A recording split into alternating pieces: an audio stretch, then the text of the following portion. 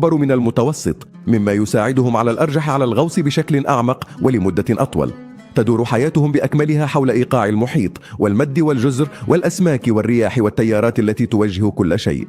هناك شيء مسالم للغاية في أسلوب حياتهم، لا سيارات، لا خرسانة، فقط الماء يمتد في كل اتجاه، مليء بالألوان والحياة. قد ترى صيادا من الباجاو يقف متوازنا تماما على حافة قاربه، يمسح الماء بمهارات توارثتها الأجيال.